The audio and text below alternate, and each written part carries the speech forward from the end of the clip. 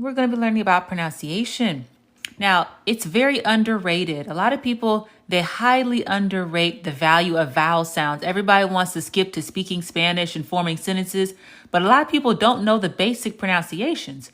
And that's going to get people every time, because sometimes that's what stops people from wanting to speak Spanish, is because they don't pronounce it correctly. They're not really understanding how it works. And so they kind of get shy and then don't want to speak because they know they're not saying the words correctly. Well, that's why I say you want to start off with the basics.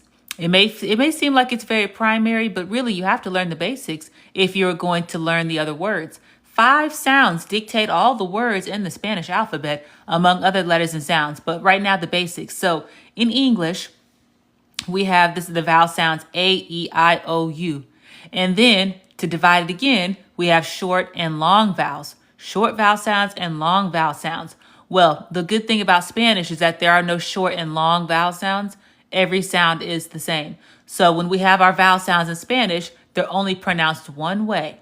So it's pronounced A, E, O, and U.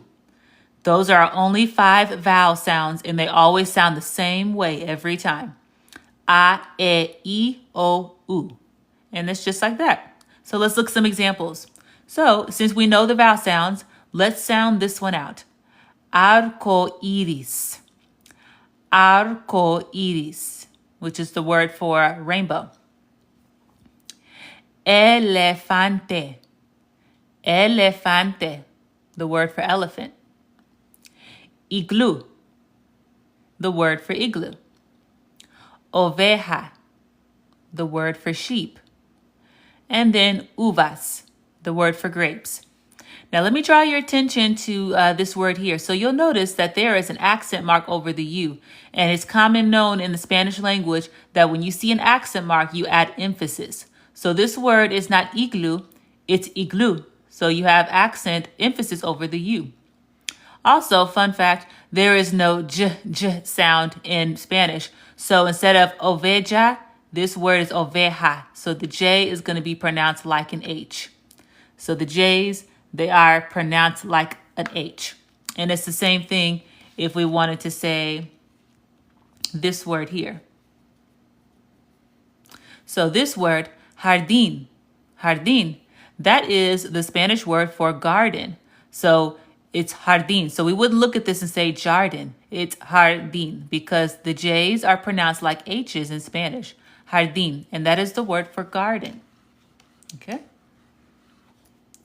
So let's go over it again. So we have 5 vowel sounds in the Spanish language, and it's pronounced A, E, I, O, U.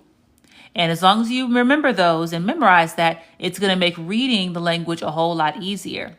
So for example, let's go over again. Arco iris. So as I'm saying the word, you can hear the different sounds of the vowels because this one has quite a few vowels in it. Okay. Elefante. Elefante. Igloo. Oveja. Uvas. So in this combination of words, we've managed to get exposure to all the different vowel sounds. And then we already said that the J's are pronounced like H's, and we had an example of that. Now, another fun fact about Spanish sounds and their letters, I'm going to give 3 words here.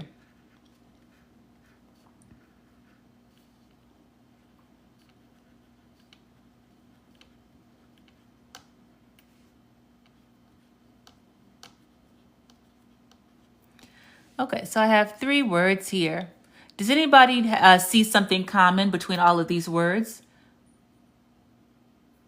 Does anybody see something that's similar between all 3 of these words? What do these 3 words even have in common? Lottie says, hello, do you record these? Let's see, at work, so can I sit and watch?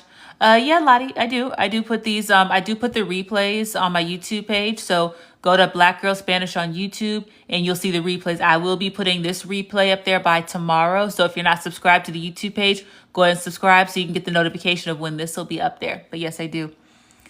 Let's see. Robin says double L. Hottie says double L. Fresh as a Rose says double L. De nada, Lottie. No hay problema.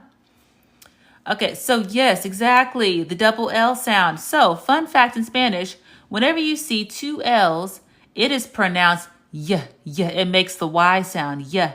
So instead of saying Ella, Amarillo, and Lamar, it's actually pronounced ella, amarillo, llamar.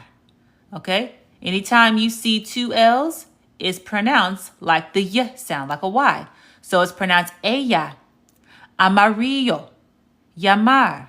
Okay? And just for definition purposes, ella is a pronoun that means she. Amarillo is a color, means yellow. And llamar is a verb, meaning to call. All right? So, ella, amarillo, llamar. So, ella va a llamarte para decir amarillo. She's going to call you to say yellow. So see, just had to make a quick sentence out of that. But yes, another thing in Spanish. So as we know in English, we don't have the double L sound and it's not pronounced like yes. So that's just something you'd have to learn for the Spanish language. They have their own sounds and unique letters. Just like we don't have accents in English, but they have them in Spanish. And that means you emphasize whatever letter it's on. All right, so those are just some fun facts. And then some other sounds to touch on is the double R sound. So a lot of people don't know how to roll their R's, but in Spanish, it's not caro, it's carro. Carro. Because if you don't roll your R's, you'll end up saying caro, okay? Which is two different things. So, and don't worry, I know right now this is a one-way conversation. There's really no way for me to hear your pronunciation and make sure you're saying words the right way. That's why these TikTok lives are good for teaching. But if you really want to learn, I would suggest definitely coming into my class because I just had a class the other week and my students have definitely been sending emails about how helpful it's been for their pronunciation, their confidence, because unlike on a TikTok live, we're able to actually go over sentences. I can talk to them live. They can talk to me and say, hey, did I pronounce this right? Okay, am I saying this right? And I'm actually able to give live feedback. Live feedback. And also, in case I did not define them, the reason why pronunciation matters is because carro is the word for car. But if you don't roll your R, then this just becomes caro, and it means expensive. It means expensive. So see, two different things depending on the pronunciation. Two different meanings depends on the pronunciation. So yeah, so just a little fun fact right there.